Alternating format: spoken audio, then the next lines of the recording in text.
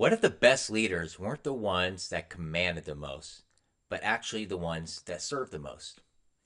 Welcome to Vision Made Real. My name is Todd Marenshaw. I am an entrepreneur, leader, and believer that big ideas only matter if you take action. Today we're going to break down what it really means to be a servant leader and why it is by far the most powerful way to lead. So servant leadership actually flips the script because it's not about power. It's about empowering others. And when you do this, you're acting like Christ. Okay, so the entire concept behind servant leadership is a Christian concept. It's not something that came from the secular world or anywhere else. This is actually a pure biblical concept. And it's become a big buzzword in recent years where people are saying, hey, I'm a servant leader. But most of the time, people don't really realize where it comes from and what does it actually mean. Okay, so Jesus set the ultimate example. In Mark 10:45, it says, "For even the Son of Man did not come to be served, but to serve." Okay, so that pretty much sets the stage right there. He didn't come to have everyone worship and serve him and bow down to his needs, but he actually came and he served others. And he taught us what it means to be a real leader. So the thing that Jesus really taught is that true leadership isn't about titles, it's about impact.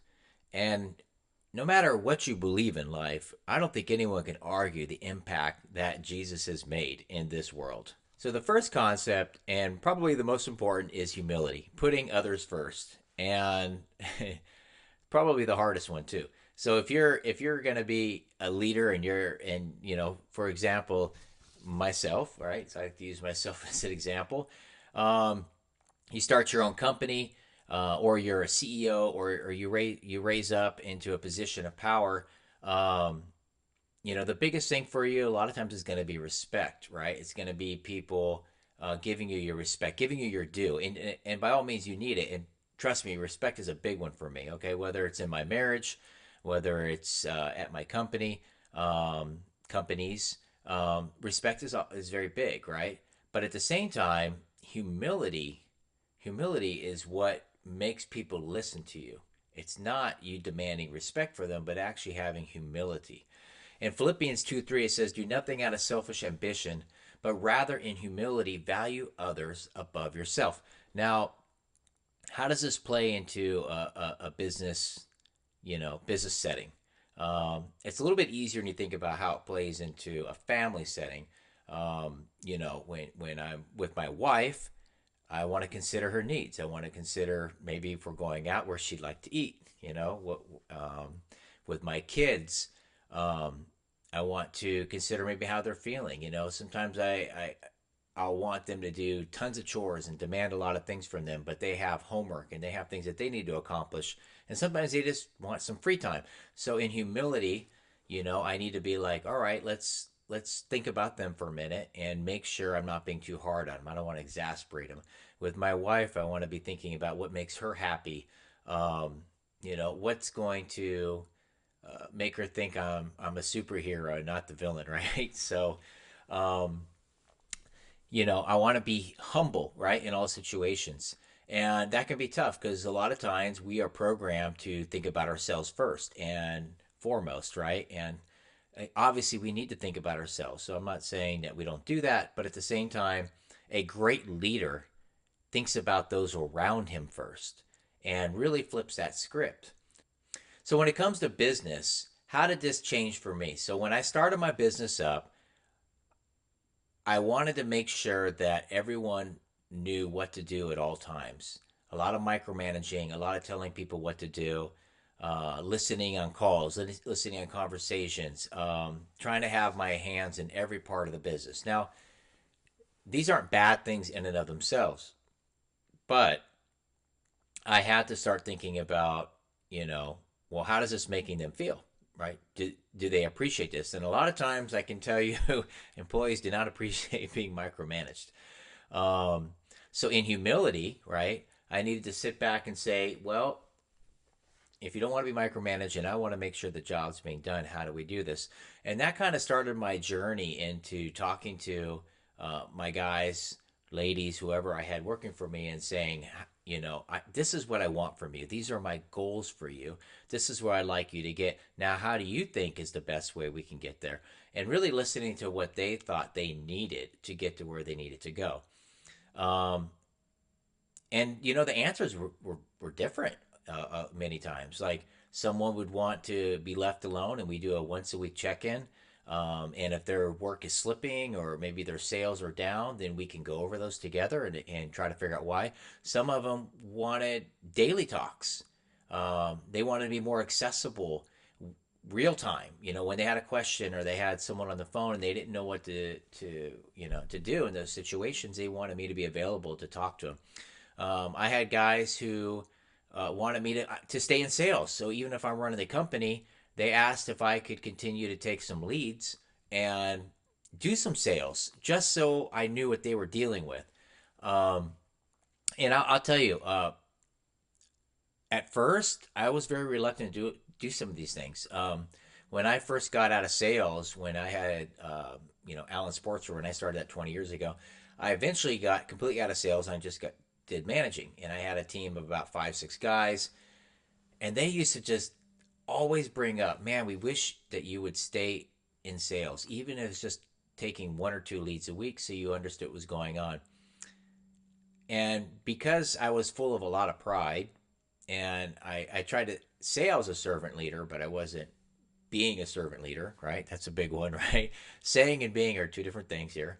Um, I would fight them on it, and I'd be like, no, I don't want to do that. This is, I started my business so I didn't have to do sales anymore. And I really fought the concept of doing this. Now, it doesn't mean you always have to do this, okay? Some teams don't care and they wouldn't want you to, right? But it meant a lot to my team.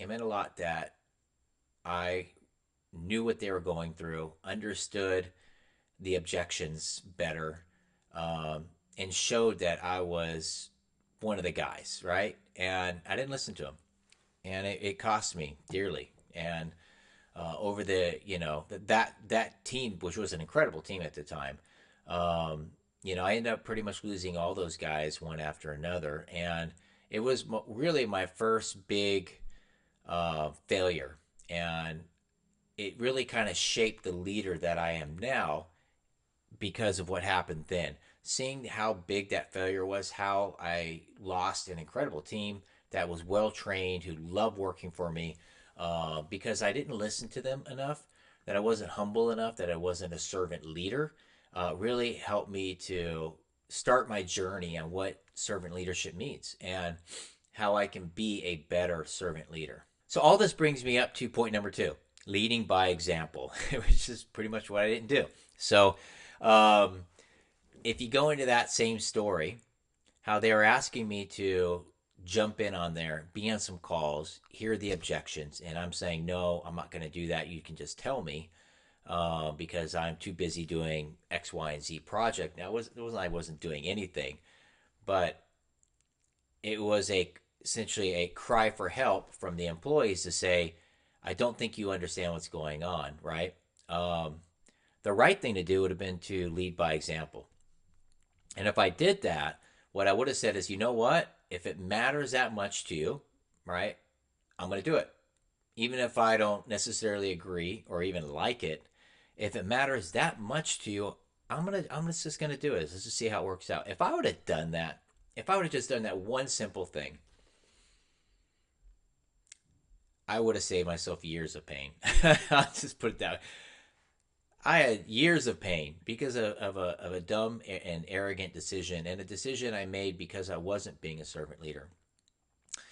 My business would have been way more successful, way quicker. Um, I would not have gone through half the hard things that I did. But sometimes we all have different journeys, um, and that was my journey that I needed to do. And honestly, if you look at my marriage, okay, so I talk about everything here, so I'll talk about marriage. Um, Most of the fights I've had over my 22 years of marriage have been for the same reason. My wife wanted me to do something, and me saying, "Yeah, I'm not going to do that," and it really mattered to her. And why not just do it? Like, even if I don't like it, even if I don't agree with it, if it matters that much, just do it. Lead by example. If the kids are complaining that dad never helps out take the trash, okay, all right, you're right. It's your guys' job to take the trash out. But if it means that much, you know what? When there's a lot of trash, I'll jump in there. Let's all take it together, and that will go a long way into the complaints stopping. When people start crying out to say, "Hey, why? What about you?" Um, the answer should always be, "Okay, fine. Even if I don't want to do it, even if I don't like it, I might not even agree with you, but because I'm a servant leader, because I know it matters to you, let me see what I can do to meet halfway at least. Okay, let's do something here. Gosh, I would have saved myself hundreds and hundreds of hours of heartache with my wife and kids if I would have learned this sooner, right? And even now, sometimes I fail at this. Okay, I don't want to pretend I got it all going on. Um, and with my company, I would have kept so many employees around much longer if I would have been a little more attentive and shown them and led by example when they were struggling with something. Um, yeah, that's about all I got to say about that. So, all right, point number three: empowering others. Okay, empowering others is what I focus on the most right now. For me personally, just because my practicing humility, my leading by example, those are things that I've tried to do for many, many years now. And I've gotten better at them. Again, there's always room for improvement, but I've gotten a lot better at them. But the building others up is tricky because building others up, right? They say that there's the golden rule, right? Do unto others as you would have them do unto you. I've heard this say a few different ways, but I would say a better way of saying the golden rule is that do unto others as they would like you to do unto you, right? So, a lot of times we'll treat people how we think we would love to be treated, but that's not how they want to be treated.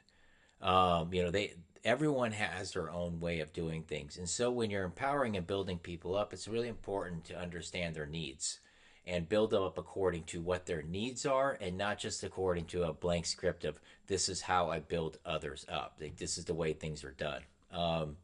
In Ephesians 4:12, it says to equip his people for works of service so that the body of Christ may be built up.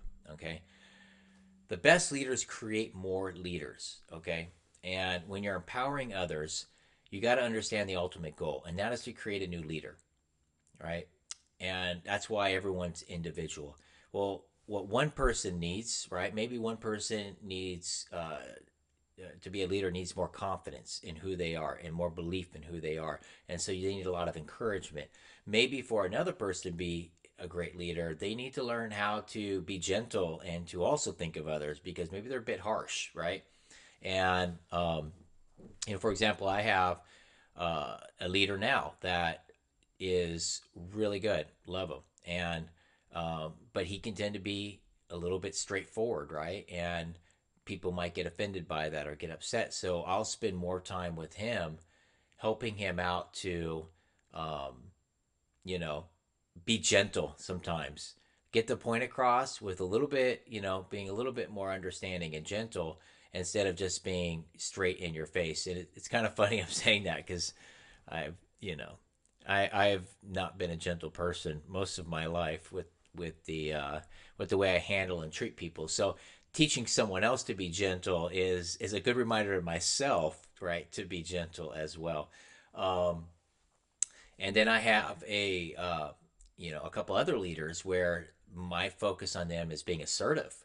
That if they run into resistance, they tend to just not do anything, or they tend to back off.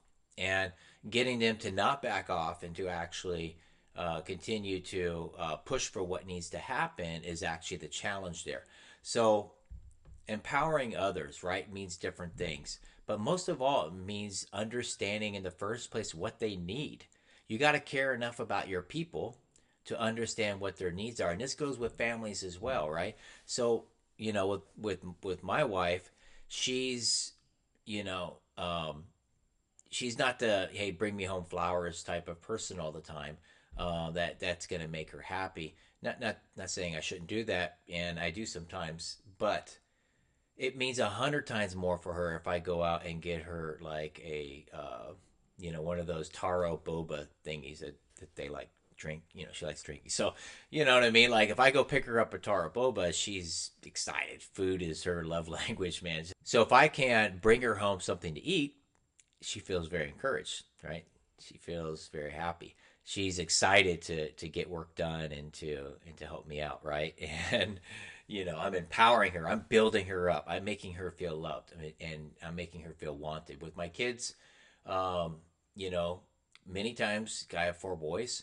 Um, it's all the same for them. They want to feel like a man. They want to feel like they're maturing, that they're growing up. They want to hear that I'm proud of them.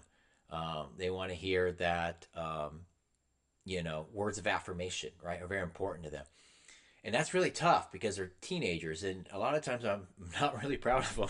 And a lot of times they're making me mad, like they're annoying. And um, but I need to find the good things they're doing, and I need to let them know every time I can find even the smallest good thing that my teenagers are doing. I need to bring that up and lift them up and make them feel empowered, make them feel appreciated. And if I do that, they're going to be their best and I'm going to get the most out of them, right? It's a symbiotic relationship. So why does this matter? Okay? In business, teams thrive when leaders serve. Okay? That is the biggest part of it. Your team will thrive when you're serving, right? When you're trying to control your team, they're gonna die. And they're not going to work hard. They're going to slack off. It's going to be tough. But when you're serving your team, it's like paying it forward. You serve your people, they will serve your customers. And that is a incredible relationship. If you're serving them, they're serving your customers. Your customers are always going to be happy and your business is going to grow, okay? And family, strong relationships are built on selflessness. If you're constantly demanding, right? You don't have any, let's just say, money in the love bank because you're always asking from everyone. It's going to get tense. It's going to get hard. Um, but if you're constantly building that relationship with selflessness, thinking of their needs first, you're going to have strong family ties. Not saying you won't have your fights, but man, you're going to have a strong family and a family that loves each other. And in faith, servant leadership reflects Christ. So if you want to let people know that you're a Christian, it's not with a bumper sticker saying I serve Jesus, or hey, or this funny ones, not perfect but I'm forgiving, why they're flicking you off driving by you in their car. That's just, it's a terrible example of being a Christian. But um, you know, you let people know you're a Christian before you ever say a word, simply by being a servant leader. When they see you thinking of their needs, they're going to wonder, they're going to see Christ in you. And that is the best way to reach out to people, is not by Bible thumping and telling them they're wrong, pushing your ways, your agendas, or having stupid bumper stickers. It's going to be that you are a servant and they see it and they go, why is that person like that? Why is that guy or why is that girl like that? Man, they are amazing. What made them this way? It's because you're reflecting Christ when you act like that. So this week, find one way to learn by serving. That's going to be my challenge. And whether at work, whether at home, whether at church, in community, let's find a way to serve. Let's find a way to figure out what people need around us. Let's just start with the people we care about. How about that? The people you care most about, let's think about them in some way we typically don't, and let's do something incredible for them and start that pathway to being a permanent servant leader in every area of your life. So thank you for tuning in this week. And if you're listening on podcast, please follow along. If you're on the YouTube, then like, share, and let's go on this adventure together and grow together. Be blessed.